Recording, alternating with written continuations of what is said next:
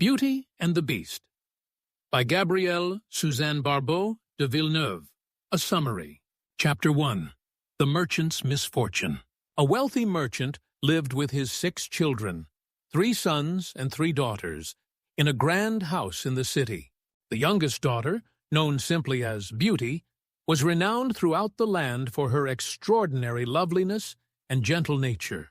Unlike her elder sisters, who were vain and materialistic, Beauty found joy in reading books and helping others. Her sisters mocked her simple pleasures, calling her foolish for preferring literature to fashion and kindness to gossip.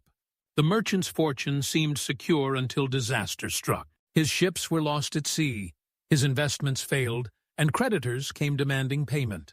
The family was forced to abandon their luxurious lifestyle and retreat to a modest cottage in the countryside.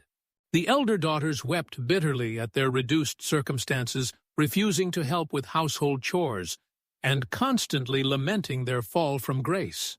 Beauty, however, adapted gracefully to their new life, rising early to clean, cook, and tend the garden while maintaining her cheerful disposition. Chapter 2.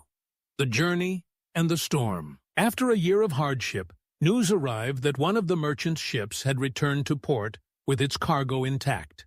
Hope renewed, the merchant prepared to journey to the city to reclaim what remained of his business. His elder daughters immediately began making demands. They wanted jewels, silk dresses, and all manner of expensive trinkets to restore their former status. When the merchant asked Beauty what she desired, she simply requested a single white rose, as none grew in their country garden. The merchant's journey proved disappointing. Legal complications had consumed most of the cargo's value, leaving him with barely enough to cover his expenses. Disheartened and empty-handed, he began his return journey as winter storms gathered.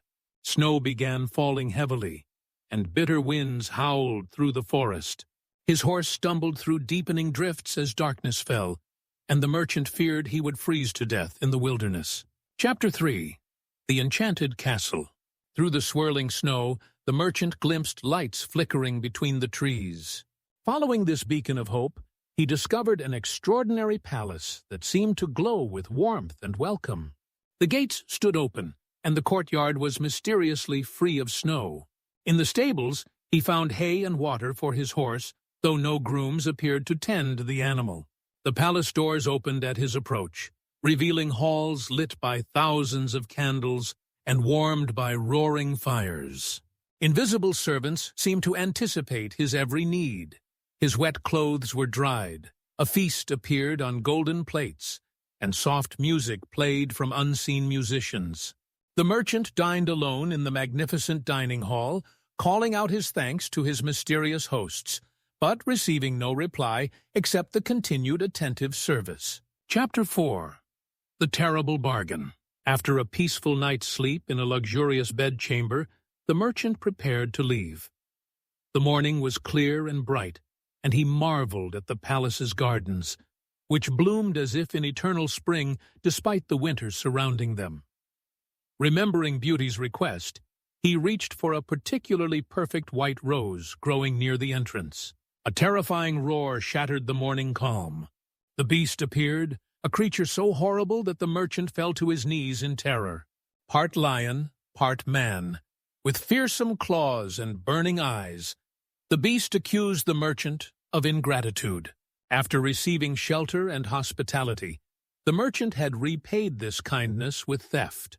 The penalty for stealing the beast's roses was death. Pleading for mercy, the merchant explained about his daughter's simple request. The beast's rage seemed to subside slightly, and he proposed a bargain that chilled the merchant's blood.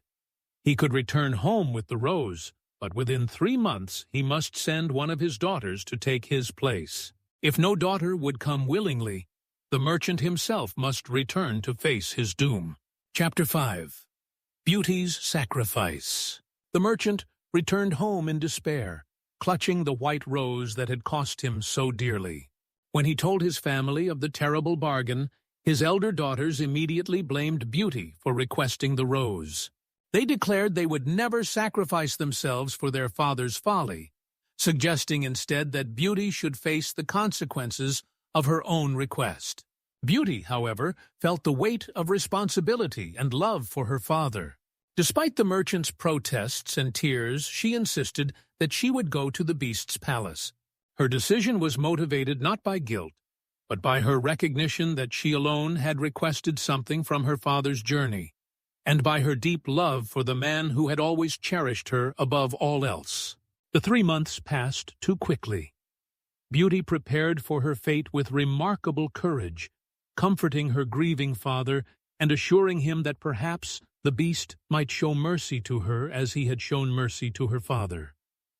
Her sisters, jealous even in this moment, secretly rejoiced that Beauty's beauty might finally lead to her downfall. Chapter 6. Arrival at the beast's domain. Beauty and her father made the journey to the enchanted palace together, both dreading what awaited them. The palace appeared exactly as the merchant had described, magnificent and mysterious, with the same invisible servants providing every comfort. A sumptuous dinner was prepared for them, though the beast did not appear. After the meal, they heard heavy footsteps approaching. The beast entered, and Beauty's first sight of him nearly stopped her heart. His appearance was even more terrible than her father's description had conveyed. Yet she noticed something in his eyes, a sadness that seemed almost human. When the beast asked if she had come willingly, Beauty found her voice and confirmed that she had chosen to take her father's place. The beast seemed surprised by her composure and courtesy. He granted the merchant, Beauty's father, permission to depart the next morning, loading his horse with gifts of gold and jewels for his other children. The farewell between father and daughter was heartbreaking, but Beauty maintained her brave facade until her father disappeared from sight. Chapter 7.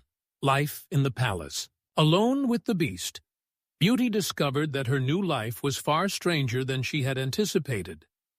The beast treated her not as a prisoner, but as an honored guest. She was given the finest apartment in the palace, with wardrobes full of beautiful gowns, a library containing every book ever written, and access to gardens that defied natural seasons. The invisible servants attended to her every need, anticipating her wishes before she could voice them. Music played when she desired entertainment. Delicious meals appeared when she was hungry, and fresh flowers adorned her rooms daily. The only requirement was that she dine with the beast each evening and endure his company. These daily encounters terrified her at first. The beast's appearance remained horrible, and his table manners were crude and animalistic. Yet, as days turned to weeks, Beauty began to notice his efforts to please her, and his genuine concern for her happiness. Their conversations, initially stilted and brief, gradually became longer and more natural. Chapter 8. The Beast's Courtship. Every evening, as their meal concluded, the beast would pose the same question: "Beauty, will you marry me?" And every evening, Beauty would gently refuse, though she tried to soften her rejection with kindness. The beast would sigh deeply, but never pressed her further, or showed anger at her refusal. During the days, Beauty explored the palace and its grounds, marveling at wonders that seemed drawn from fairy tales. She discovered a magic mirror that could show her anything she wished to see, and through it, she watched her family's life. Her father had used the beast's gold wisely, restoring much of their former comfort. Her brothers had married well, and even her elder sisters had found husbands, though they remained bitter and jealous. The beast began joining Beauty during her daily activities. He would walk with her in the gardens, sit quietly while she read, and listen to her sing. Despite his fearsome appearance, Beauty found herself growing comfortable in his presence. She began to appreciate his intelligence, his thoughtfulness, and the genuine affection he showed her. Chapter 9. Homesickness and Return. As months passed, Beauty's contentment was shadowed by homesickness. Through her magic mirror, she saw her father growing thin and melancholy, clearly pining for his beloved youngest daughter. When she mentioned her concern to the beast, he listened with understanding that surprised her. "If you wish to visit your family, "I will not prevent you," the beast said sadly. "But I fear that if you leave me, you will never return, and I shall die of grief." Beauty assured him that she would return after a brief visit, moved by the genuine anguish in his voice. The beast gave her a magic ring, explaining that she need only place it on her dressing table when she wished to return to the palace. Beauty's homecoming was joyful, though her family was shocked by her healthy appearance and fine clothes. She had expected to find them in mourning for her, but instead discovered that her father had used the beast's gold to restore their prosperity. Her brothers had established successful businesses, and her sisters had made advantageous marriages, though they remained envious of Beauty's obvious well-being. Chapter 10. The Power of Love. Beauty had promised to stay only a week, but her family's pleading extended her visit. Her sisters, particularly jealous of her fine clothes and jewelry, secretly hoped that if Beauty stayed away long enough, the beast's anger would prevent her from ever returning to claim his treasures. They feigned affection while scheming to keep her from leaving. On the 10th night of her visit, Beauty had a terrible dream. She saw the beast lying dying in the palace garden, calling her name with his last breath. The dream was so vivid and distressing that she woke with tears on her cheeks. Suddenly, she realized the truth of her feelings. Somewhere in the months of gentle companionship, she had grown to love the beast, not for his appearance, but for his kind heart and noble soul. Without hesitation, Beauty placed the magic ring on her dressing table and found herself instantly transported back to the palace. Racing through the familiar halls and gardens, she called the beast's name, but received no answer.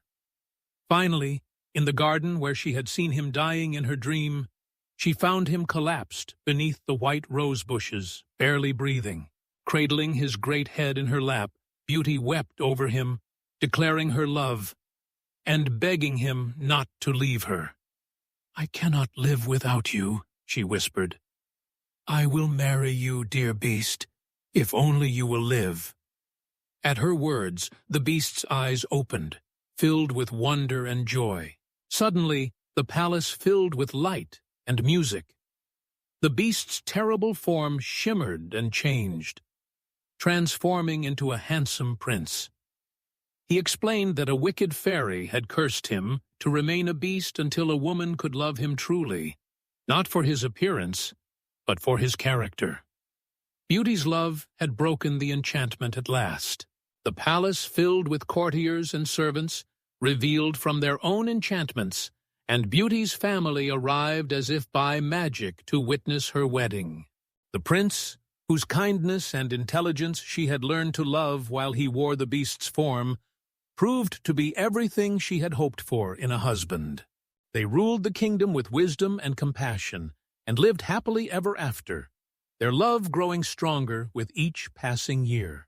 The moral of their tale spread throughout the land. True beauty lies not in appearance, but in the goodness of the heart, and love founded on virtue and understanding will triumph over all obstacles.